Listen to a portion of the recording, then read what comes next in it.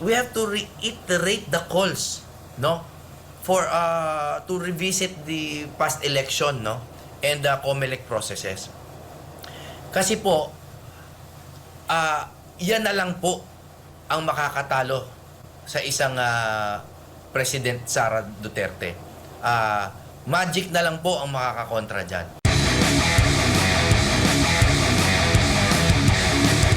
Pahayag ni Congressman Ege Irice, ang sabi niya rito, quote-unquote, maski kasama ko sa civil society Sa dilaw. at Oo. mga kasama ko sa Dilawan, they are so afraid of a Sara Duterte presidency that they would rather sacrifice the truth, attorney. Yes.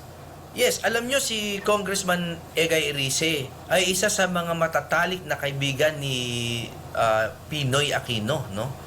Matalik na kaibigan, hindi lang po kasama sa politika, barkada. Mahal na mahal po niyan si Pinoy.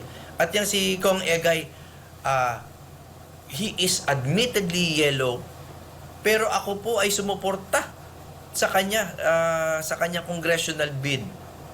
Because he is a reasonable person. Ito po yung sinasabi ko. I suppose the word for the day is reasonable, no? Etong si Kong Egay Irice, napakalinaw ng kanyang sinasabi na napapansin niya na kahit sa kanilang panig na may mga extremist na nakakasira sa kanilang panig. So, yung sinasabi niya na hindi niya ini-endorse si VP eh. Ang ini-endorse niya yung katotohanan. Na ang sinasabi niya, malinaw na may mga impeachable offenses na ginawa sila Pangulong Marcos na dapat at least dinggin natin sa ating Congress. Malinaw na rin na may mga kaso na dapat pinapile laban sa dating speaker, no? Pero sa kanilang lahat who have historically run on a campaign platform of decency, no? Silang lahat ngayon ay willing to not be decent, to not be logical, just because of their fear of a Sara presidency. Now, the problem with this is this. Sila po ay panig sa katotohanan except when their political existence is threatened. Abay, mali po yun. Kasi po, yan naman ang masasabi ko sa mga Duterte. Even if their political existence is threatened, hindi po nila ipagpapalit ang katotohanan para lamang sa politika. At yan din po ang masasabi ko sa mga Duterte supporters. Kasi yung mga Duterte supporters na yan, nag-aaway-away pa yan. Nag-aaway-away pa kapag palagay nila na merong isa sa ranggo nila na medyo out of line. So, sa huling just as a final statement on that, makikita po natin yung consistency at least ng Duterte supporters. Nandyan talaga. Walang bumaliktad sa kahit anong mga sinasabi nila. At kung may bumaliktad man, halimbawa, si VP Sara, bumaliktad siya sa kanyang pag-support kay BBM, humihingi ng tawad. At yun po ang pinakamahalagang attribute ng ating susunod na Pangulo. Opo, napag-uusapan itong ICC at ito pong si Vice President Sara Duterte. Si Attorney Cristina Conti, after nung, or di ko alam kung after ba nung mismong pagpapahayag ni VP Sara Duterte na siya'y tatakbo sa pagkapangulo, meron siyang statement dito or sa panayam sa kanya na idinadawit uli yung kanyang pangalan ni VP Sara. Ang sabi niya dito, maaari daw mabanggit yung pangalan ni VP Sara kung sakali. Dahil ang pagkukwentuhan doon ay kung anong nangyari sa Davao at kung paano ito naging nationwide, si Sara Duterte sa pagitan ng 2011 to 2019 ay naging mayor at vice mayor ng Davao ng panahong iyon. Ito ba ay malinaw din na pinupolitika at hindi na usaping legal po ang nakikita nyo po dito, attorney? Malinaw naman po, self-explanatory po.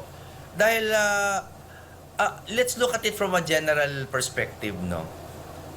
Ano po ba ang ratings ni Sara Duterte? At sa pinakamababa, yung sa pinakaalam na nating hindi siya papanigan ay mga 35% pa rin po yung kanyang rating leading, at ang mga kasunod ay nasa mga single digits, no? So, I don't even want to comment on the position of the good attorney, just because all of this considered ay napakalinaw na parang pag-attack na lamang kay VP Inday from all sides. Hinahanapan yung kanyang mayoralty, yung kanyang pagka-VP, yung kanyang pagka-DepEd Secretary. Kung makikita nyo, all her positions, no, hinahanapan ng pagkukulang or pagkakasala. Ganun ko lang siya nakikita. So, despite the acute lack of evidence, tingnan nyo, halimbawa yung sa confidential fund, ang pinalalaki nila na issue, napakaliit. Kasi wala silang mahanap na malaking ebidensya. Bakit hindi sila maghanap ng ebidensya sa kunyari 1 billion? No? O kaya ito, naghahanap sila sa mayoralty.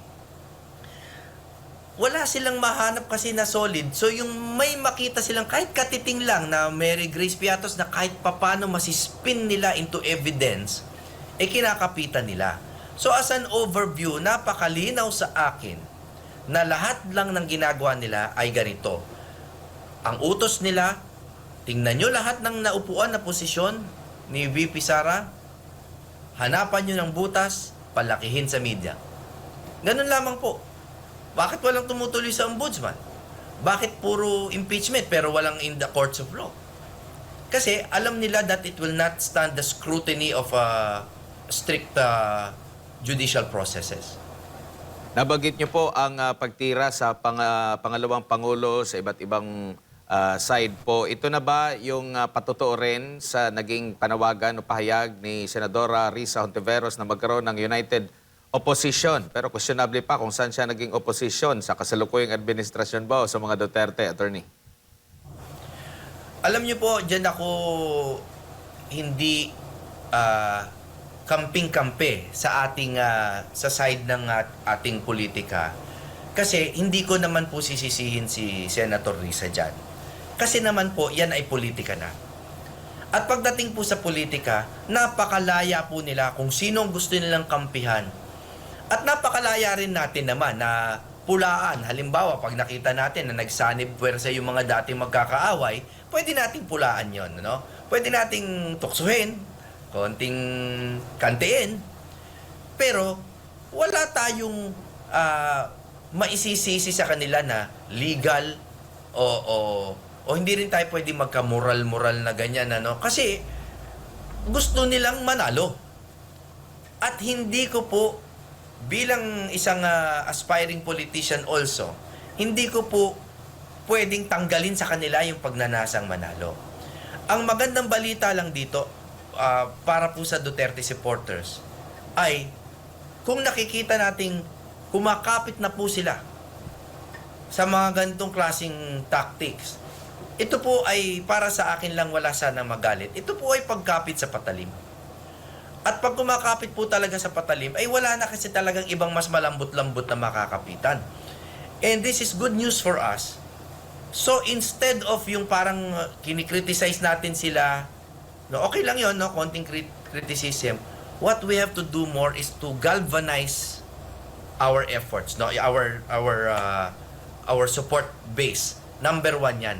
Pero ito number 2, at gusto ko lang batiin si Atty. Torion at si Atty. JB Hinlo. We have to reiterate the calls, no, for to revisit the past election, no, and the COMELEC processes. Kasi po, yan na lang po ang makakatalo sa isang President Sara Duterte. Magic na lang po ang makakakontra dyan. And so we have to, instead of just criticizing sila Senator Risa, I don't think we should do that too much, no? Honestly. Para sa akin po, politika nila yan. Ang gawin natin, palakasin ang ating base, palawakin, lalo na ang dami pang neutral dyan, ang daming youth voters. And then number 2, talagang pilitin po ang or idiin ang ating pakiusap sa Senado at pati po sa Korte Suprema na sana talaga bisitahin ang mga di umanong anomalya na nangyari noong eleksyon. Yung Data Center 3 hindi pa napag-uusapan, no? Yung hindi dumiretso sa NAMPREL at COMELEC, yung mga transmission, hindi na pag-uusapan. Yung mga balota na overprinting, hindi pa na pag-uusapan. Mga walang serial number, hindi pa na pag-uusapan. These are very important issues for the future, hindi lang po for 2028, but for the future of our democracy. Opo, bilang panghuli na lamang po, Attorney, bago ko lang ibalik kay partner Jade, nabanggit po yung pangalan ninyo ni Congressman Benny Abante ng Manila 6th District na kayo na lang daw po maging katandem daw ni Vice President Sara Duterte sa 2028. Ano pong masasabi niyo rito? I don't know what he means by that. Wala naman kaming past animosity ni Kong Abante. Magkaiba talaga kami ng politika. Sa katunayan po, hindi ko na ipopromote, pero may kumuha po sa akin na isang news channel na kasi ayaw ako kunin ng SMNI, kaya tinanggap ko na lang po, no, sa ibang channel. Easy. Biro lang. At mamayang gabi po, guest namin si Kong Benny Abante. No? The very few interactions we've had, matino naman po ang aming pakikipagpalitan ng opinyon. Yung kanyang pagsabi na ganyan, hindi ko alam kung may kante o hindi ko alam kung sincero. All I can say is I am not worthy and I am glad to just be a supporter, kahit host lang po ng mga rally. Kahit ano po, kahit magwalis lang po ako ng entablado para lamang po magkaroon ng isang deserving president ang ating mahal na bayan. Ang nabanggit kasi niya rito sa isang panayam, quote-unquote, I heard what Attorney Jimmy Bondoc said that ang gusto niya maging running mate ni Vice President is Robin Padilla. Bakit hindi na lang si Jimmy Bondoc siya nag-announce palagi? Si Jimmy naman, abogado yan at magaling din naman yan. Siya na lang maging running mate ng ating Vice President.